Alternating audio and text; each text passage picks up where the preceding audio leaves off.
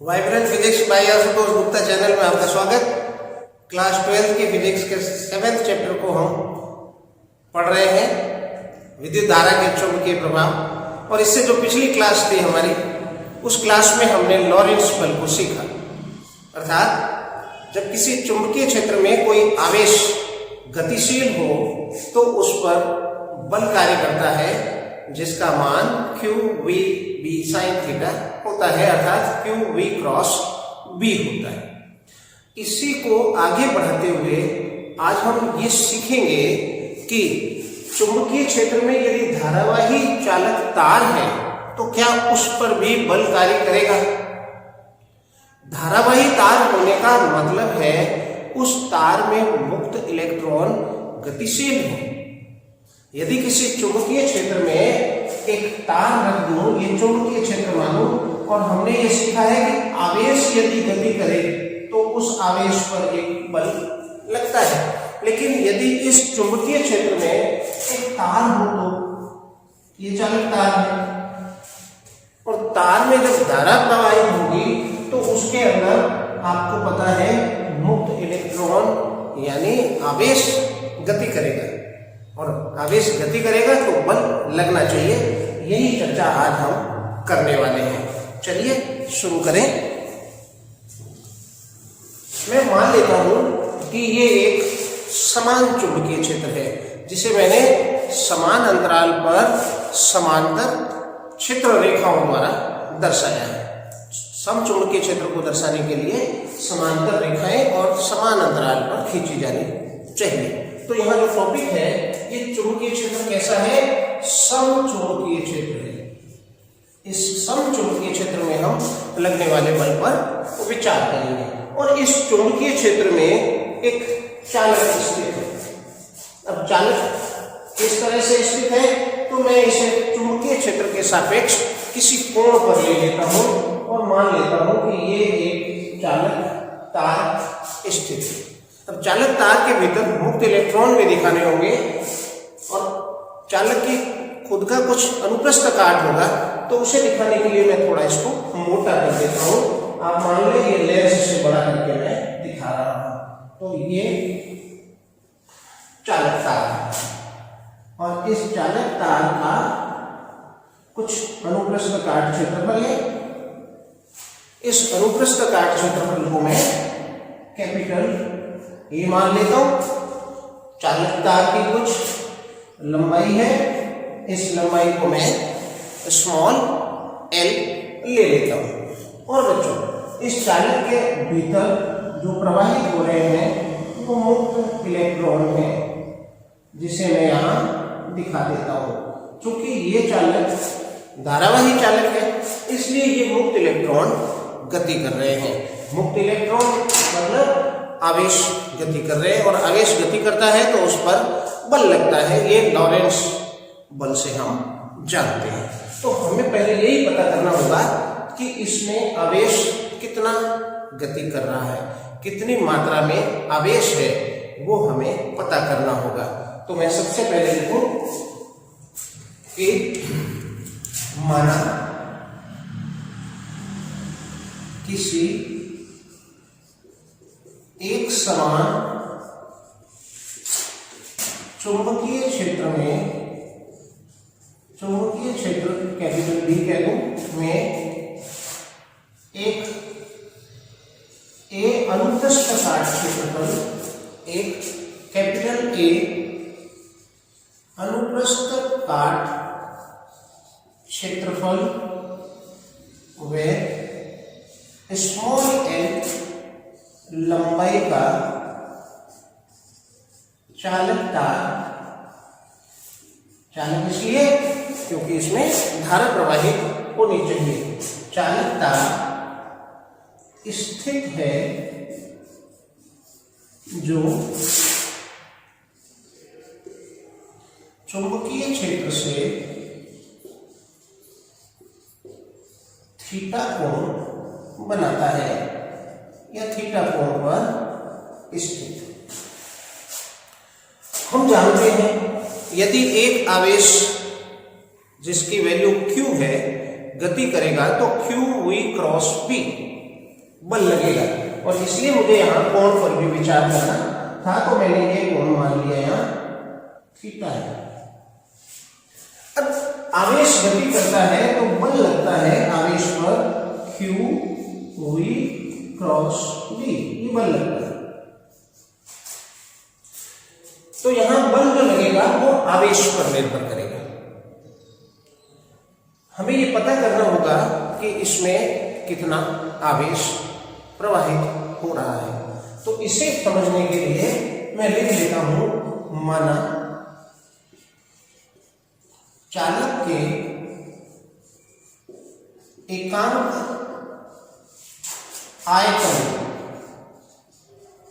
आयतन में मुक्त इलेक्ट्रॉनों की संख्या, मुक्त इलेक्ट्रॉनों की संख्या स्मॉल n है। एकांक आयतन में मुक्त इलेक्ट्रॉनों की संख्या को हम संख्या घनत्व कहते हैं, संख्या घनत्व कहते हैं, है। एकांक आयतन में, क्योंकि ये वैल्यू हमें आसानी से चालक जिस पदार्थ का होता है उस पदार्थ के अनुसार मुक्त इलेक्ट्रॉनों की संख्या हमें ज्ञात होती है, इसलिए मैंने ये स्मॉल n ले लिया। अतः दिए गए चालक के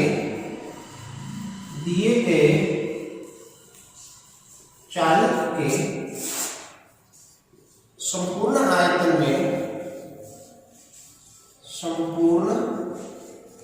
में मुक्त इलेक्ट्रॉनों की संख्या।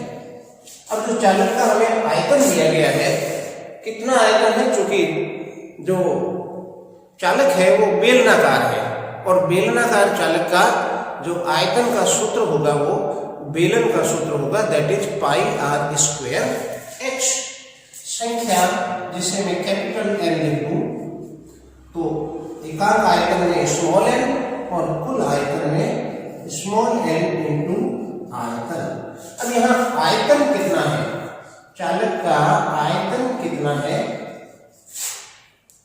तो बच्चों मैं चालक के आयतन को बेलन मानते हुए लिखूं, तो आयतन बनेगा बेलन का पाई आर स्क्वायर एच।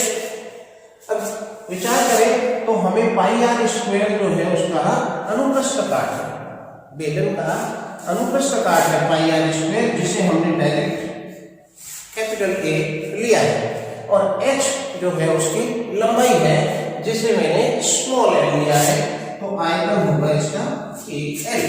तो L बराबर स्मॉल l AL।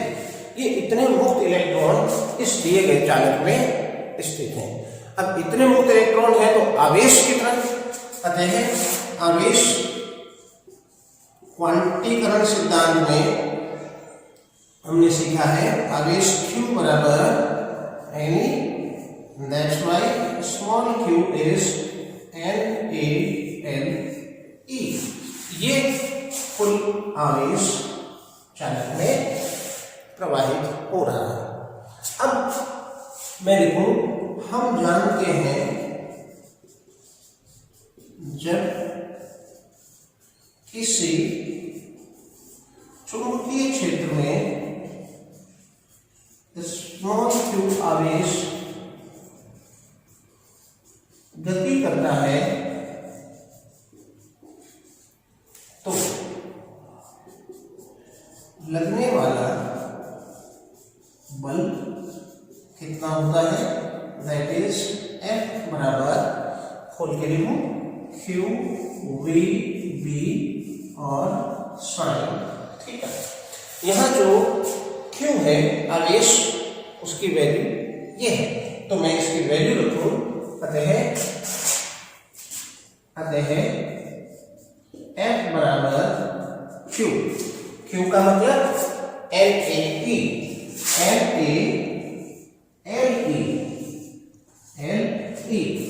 और V, यहाँ जो V है ये क्या है, ये आवेश का वेग है। हमने विद्युत धारा के चैप्टर में पढ़ा था कि आवेश चालक में गति करता है, वो अपवहन चाल से गति करता है। तो मैं यहाँ वेग की जगह लूंगा अपवहन चाल VD। यहाँ मैं बता दूं, यहाँ VD मुक्त इलेक्ट्रॉनों का अपवहन चाल है बच्चों।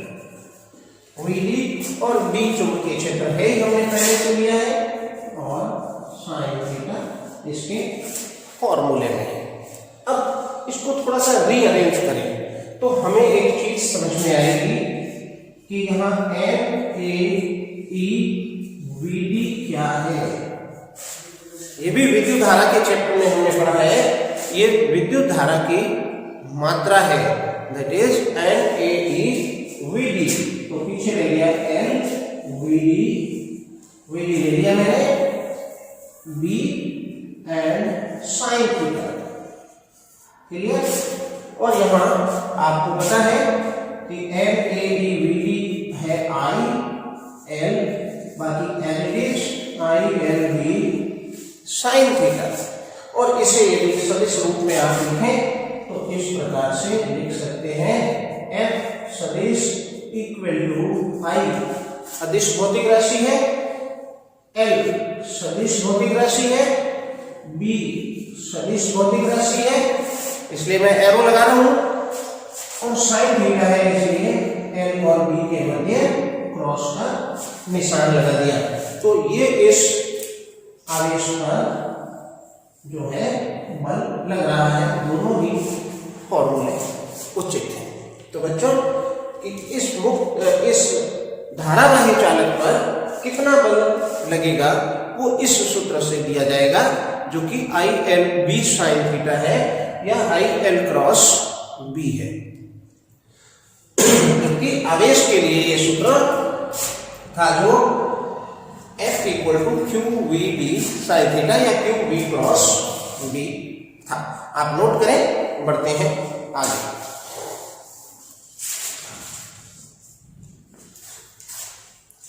बच्चों अब मैं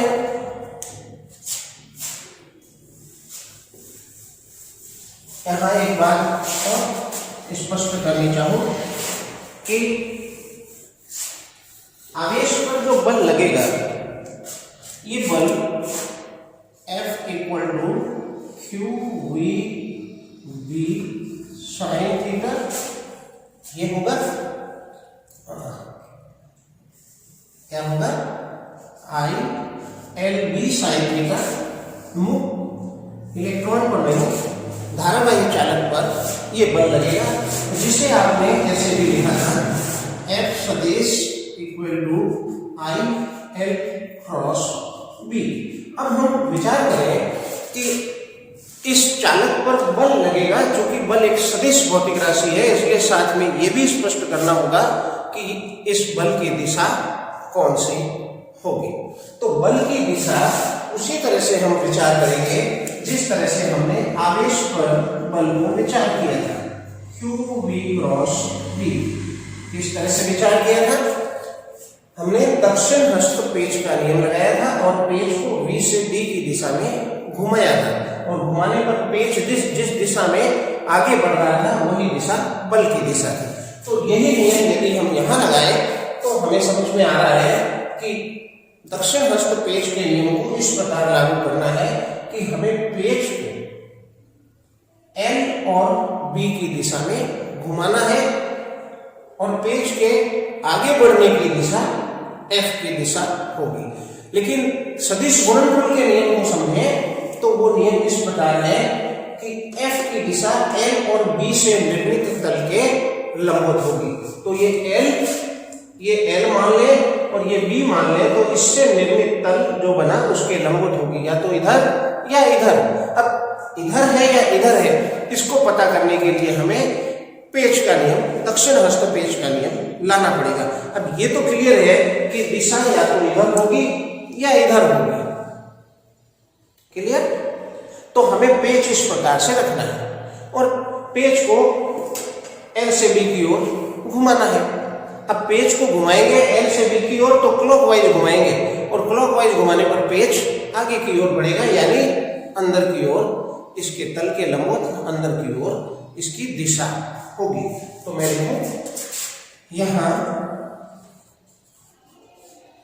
चालक पर बल की दिशा L B तल के लंबवत होती है, लंबवत होती है।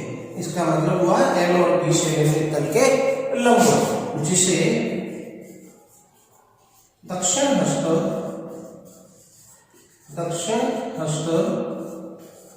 पेंच के नियम से ज्ञात किया जा सकता है बच्चों।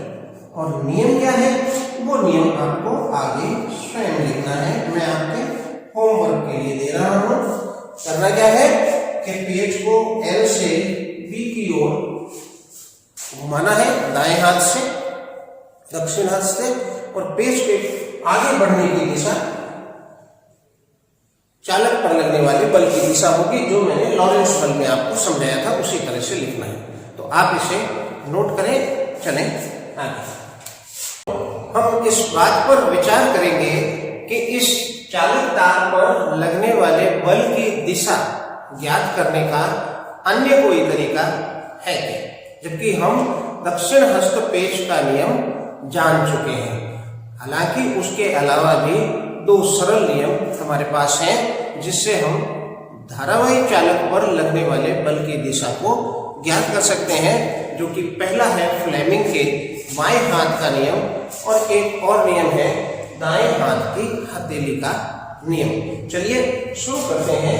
सी बच्चों, हाथ की जो बायां हाथ हमें काम में लेना है, और बाएं हाथ की हमें कौन कौन से अंगुलियां काम में लेनी है, तो ध्यान रखें। पहली अंगुली हमें लेनी है तर्जनी अंगुली, तर्जनी, दूसरी मध्यमा, और तीसरा अंगूठा। इन तीन अंगुलियों की हमें जरूरत पड़ने वाली है। बाएं हाथ के इन तीन उंगलियों को हमें परस्पर एक दूसरे के लंबवत करना है। ये तर्जनी है, ये तो अंगूठा है, आपको ज्ञात है। ये तर्जनी, ये मध्यमा, और इन तीनों को आप लंबवत कर लें इस तरह से। और इस तरह से लंबवत करने के बाद तर्जनी अंगुली को चुंबकीय क्षेत्र की दिशा में व्यक्त कर दें।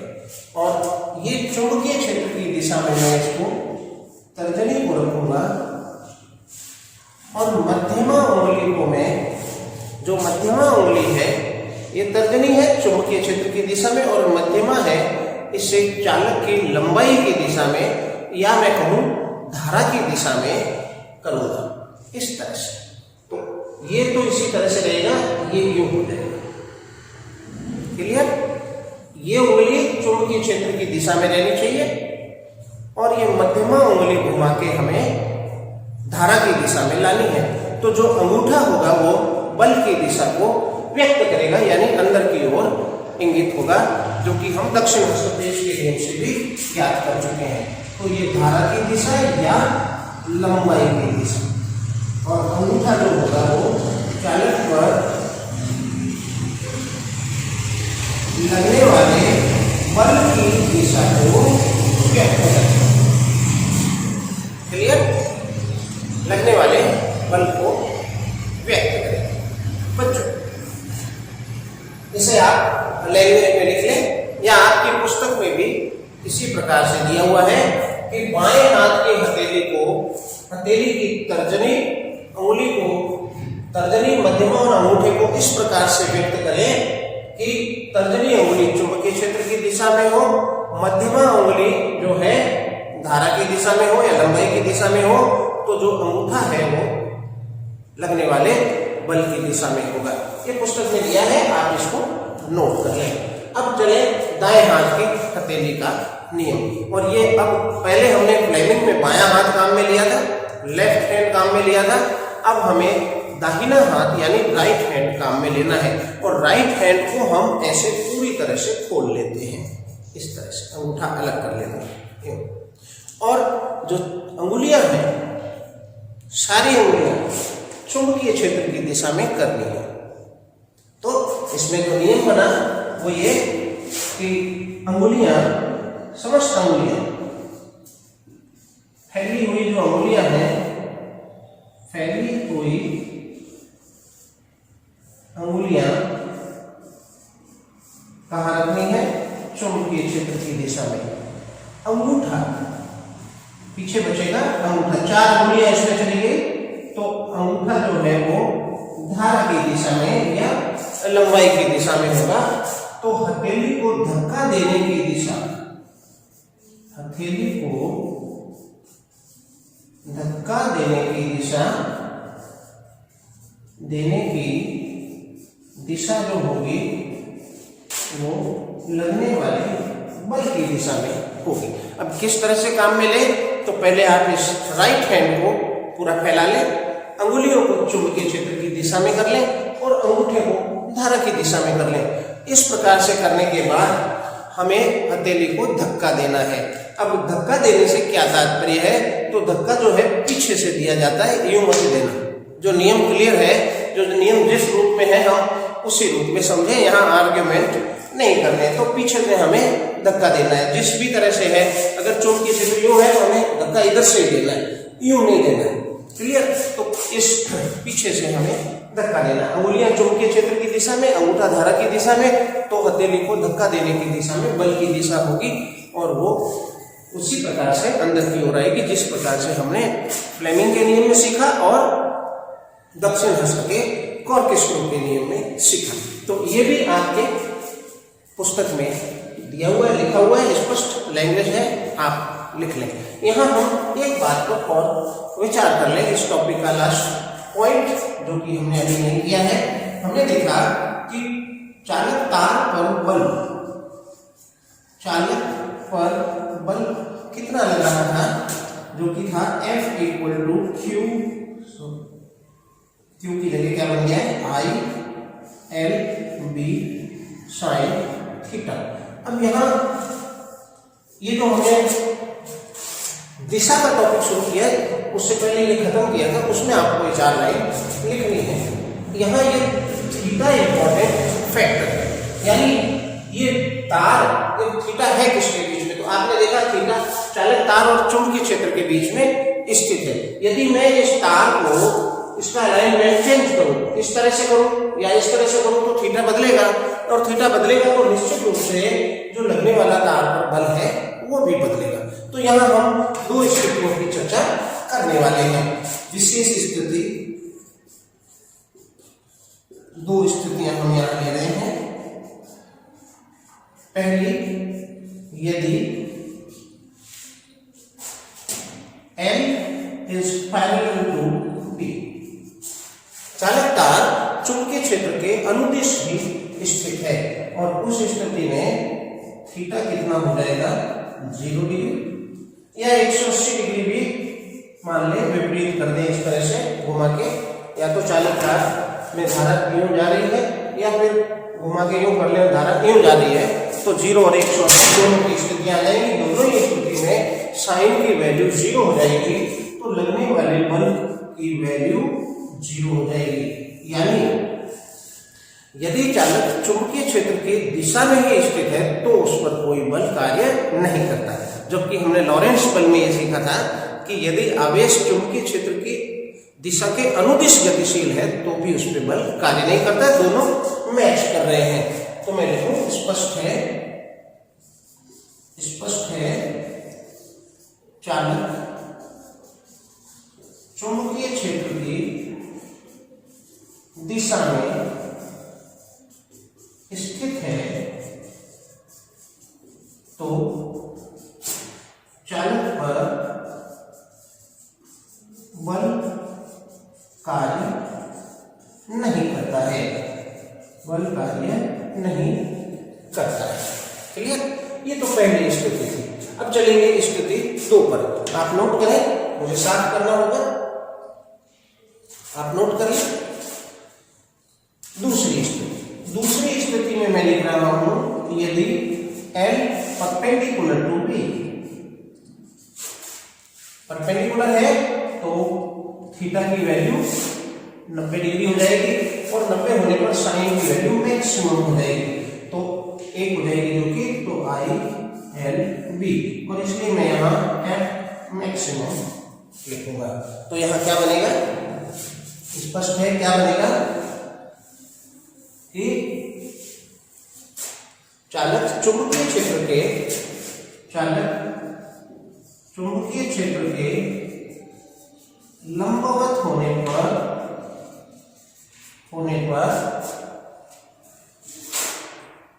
चालक पर, इसको भी साफ कर दें, चालक पर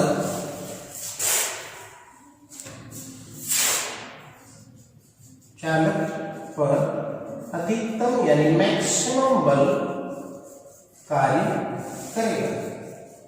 कैसे करेगा, आपने देखा फ्लेमिंग का नियम लगाऊं तो चालक पर अंदर की ओर एक बल लगेगा यदि धारा इस दिशा में है।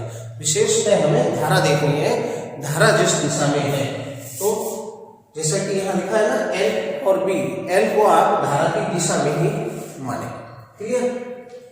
लेकिन अगर लंबवत है तो इस प्रकार से अंदर की ओर बल लगेगा, और लंबवत नहीं है 0 डिग्री पर है तो कोई बल कार्य नहीं करेगा, यानी कोई गति नहीं होगी। लेकिन इस स्थिति में 90 डिग्री की स्थिति होने पर चालक पर बल लगेगा और चालक में एक गति उत्पन्न होगी।